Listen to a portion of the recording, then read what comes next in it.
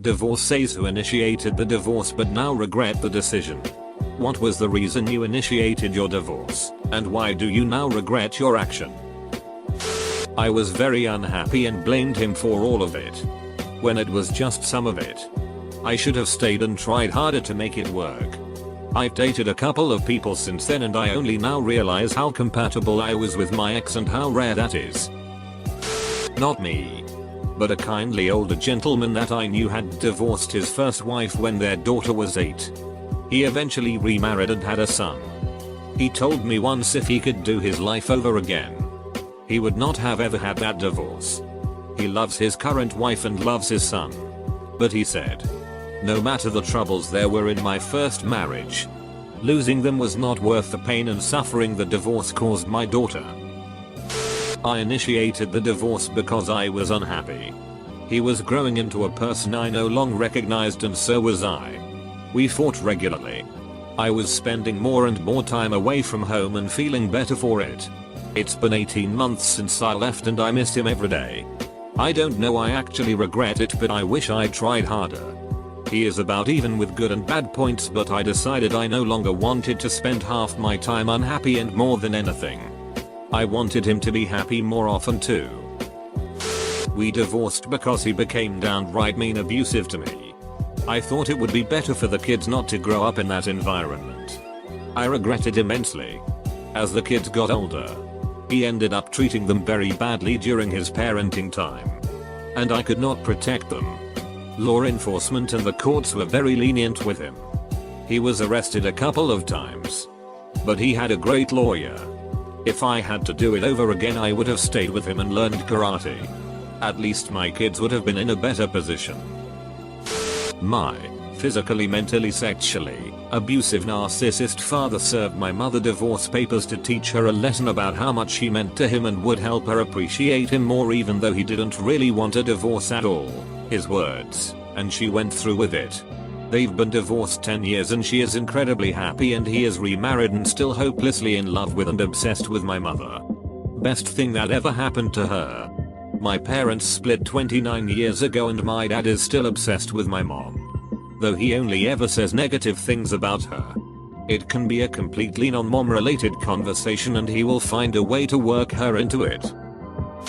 Shout out to all the poster who felt sad by recent divorce and started typing their experience. Only remember why they got divorced to begin with. I hope your day got better since you realized that the grass was not actually greener. Stay strong, folks. You'll get there and be happy again. We just argued all the time, but we never resolved anything. When you don't find resolutions, old arguments get put into play during new arguments. I would try to come into a disagreement with ways we might be able to compromise. I eventually realized that it wasn't about finding happiness, but justifying anger. I just got tired of doing that daily and decided it was better to end it. Now I'm forced to pay insane amounts of money for child support and alimony. My ex has a good job. We have shared parenting and 50/50 custody. They figure out what your kids need in child support based on how much money both parents make. So I owe 65% and my ex owes 35%.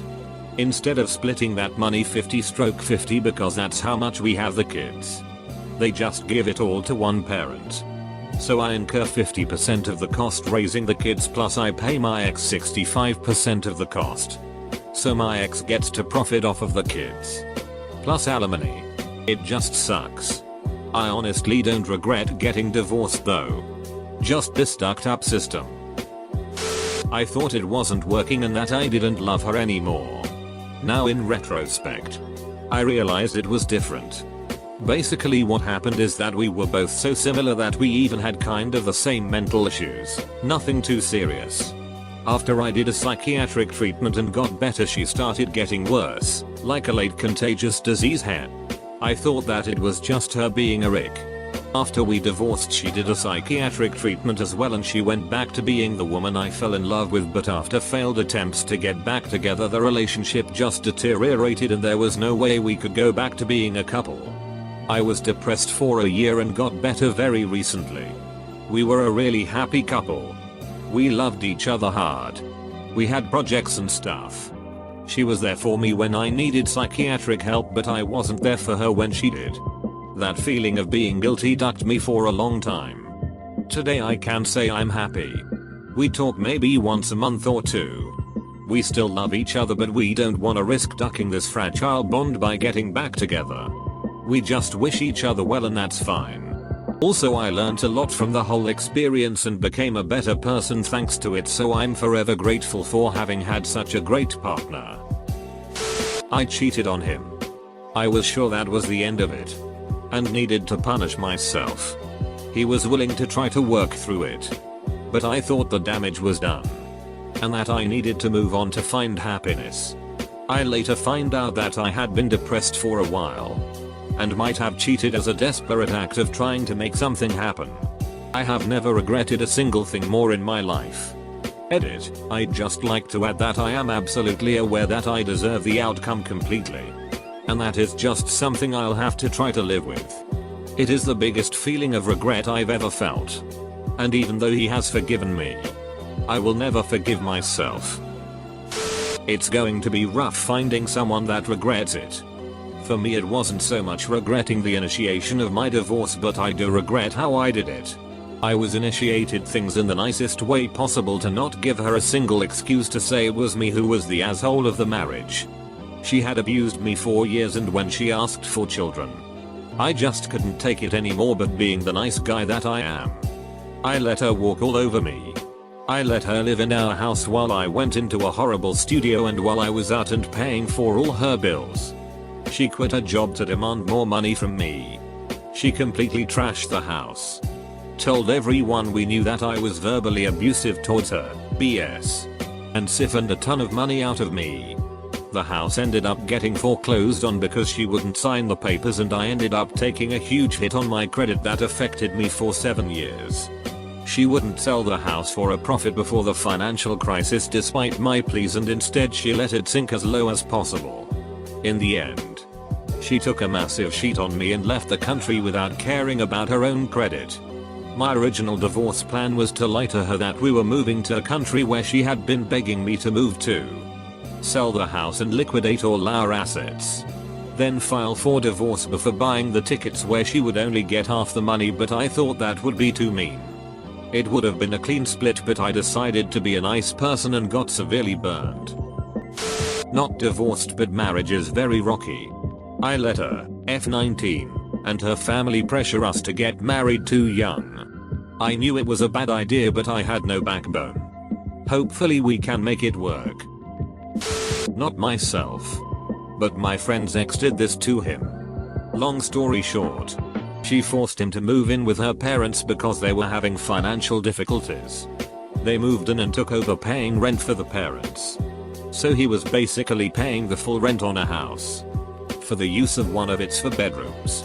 It turned out that the parents were full of shit too. They started taking lavish vacations because they didn't need to pay their mortgage anymore.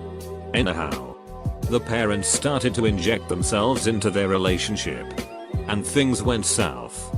She started working extreme hours and more or less ghosted the guy for the last 2 years of their relationship before serving him with papers. About 6 months after the divorce was finalized, she started to regret divorcing him. So she started stalking him on social media. Since the guy wasn't dumping 75% of his paycheck into somebody else's mortgage, he had bought himself a new car, new motorcycle, was living in a pretty chill house, and had found himself a hot girlfriend. Needless to say, she got pretty jealous and tried to win him back. He basically told her, "I don't play childish games. Move on." She had been withdrawn and acting weirdly for a couple of weeks, including a 5-day cruise. I finally brought it up during a fight and she admitted to acting differently because she had given up. I said that if she wasn't going to even try anymore, then I wanted a divorce. The next day, she asked if I would consider a separation instead. I agreed to that, but it was essentially over. She would never again re-engage in the relationship again. We ended up talking a lot more over the next few months. Actually, in some areas, more than we ever had in the previous 16 years. But It would take some work to overcome the difficulties that we had been having. She was clearly uninterested in doing any of that work. After a few months of separation, she decided that she was done. I regret that running my mouth in a moment of anger is an excuse that she's used over and over as to why she wouldn't try. I regret that my kids have had to go through this because of my mouth. I regret losing family that I had grown very close to. I do not regret that the marriage is over. As soon as we separated, I started therapy for my anger issues. That therapy has put me in a better place emotionally than I have been in since I was a teen. When she moved out, I found that I really hadn't been as happy as I had thought. Called off an engagement, if that counts. I was, and am, very career driven. To the point where I was working 60-70 hour weeks between two jobs. Paying off all my student loans. Maxing out a 401k and IRA. All the good financial tick boxes. The problem was I was neglecting her personal needs. The way I saw it was that I was building a future. The work now was setting us up to purchase a house in 2 years with no PMI. And retire by age 50. If not sooner. I was playing the long game. And hot damn was I playing it well. But I'd come home. Eat. And pass out from being so tired. Never really gave her time with me. Sure, I was there. But often I was just so tired mentally and physically. So finally she broke. I should have seen it coming. And told me I needed to pick if I wanted a future with her. Or with my finances. I picked my finances. It wasn't angry. It was more I saw her as being financially irresponsible and that it wouldn't work with me if that's how it had to be. We're still great friends. For a while after, I was happy to be free to work all I wanted. Then I started to deeply regret it. It was my fault. And my choice. And we were great together. I mean, even if I backed off, we still could have retired early. Still had the house without PMI. I didn't need to max both a 401k and IRA. It's overkill, but I could, so I wanted to. Thankfully, in a weird way, she realized she wanted to have kids. I am firmly in the Dinkleberg camp and I thought she was as well. We discussed it. But people change as they age. So it was a small consolation to know we avoided having that issue pop up. Then I found my current who, if it weren't for the tax implications, would be my wife. Due to our incomes, we'd actually end up paying more in taxes if we married. So I don't regret it anymore. But I definitely did at one point. Not me, but my cousin. He's a real holier than thou jerk, and no one blamed her for wanting to leave him. He was always pulling crap about how the woman should serve the man and all that. Well, after the divorce was finalized, she got a terrible deal out of it. She's didn't work because he convinced her it wasn't the woman's place. She had some crap lawyer while he had some hot shot.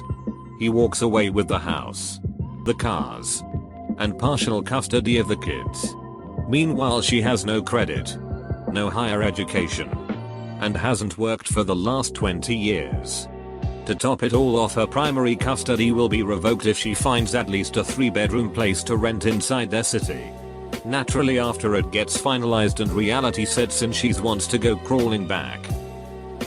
In Texas, and most states, the court does not allow the custodial parent to move away from the NCP without the NCP's permission. This is the default order in any divorce court order. So by initiating the divorce, I locked myself into living in Texas when I could have simply left the state and taken the kids. And by the time he filed for divorce, I'd have established residency for me and my kids in a better place for us all. And Texas could not have done anything to make me return. YTF did this question come up today? I wasn't going to put in more work. But I wasn't able to at the time. Crappy work schedule. Always sleeping during the day. At least I told myself I wasn't able to. If I had put in 15 minutes to 30 minutes of extra effort every day, I could have saved what we had. And made her feel a lot better about herself. And us in general. But I guess I was just a lazy pose. He was an alcoholic and very controlling and abusive. It was getting worse and I finally had enough. I didn't want my son to grow up like that, so I got a restraining order and got the hell out. I don't miss him at all, and I know I did the right thing for me. Part of me wishes I had tried to stick it out and get more counseling help for the ex. Even though I know deep down those are only band-aids and he would have gone back to the terrible behavior. Tried before many times. Just for my son's sake. I worry that he would have been happier if I had just stayed. Also, visitation time. Supposed to be supervised by family members, but still, just about fills me with worry. There were lots of good, super times, but when it was bad it was terrible. Deep down I know I did the right thing. No one should have to be afraid to come home every day, and I hope the peace in our life makes up for what my son is missing out on. But I still second guess the decision and worry that I should have tried harder to work things out. I read one regret story where in a fight one said, well, I guess we're heading to divorce court. After the divorce she realized that they never talked about it. Is this what we really want? You have to wonder how many times that has happened. Actually don't regret divorcing at all. The best thing I ever did was marrying her and having 2 fine, intelligent and well behaved, very highly trained sons. The second best thing, paradoxically, I've ever done was divorcing her because she was manipulative and a liar. As so many spoiled brat, favored by a parent children turn out to be. Because I'd only married my husband for the stability he provided and not because I loved him. I divorced him and spent a few years having fun. But after a while I wanted the stability he could provide back.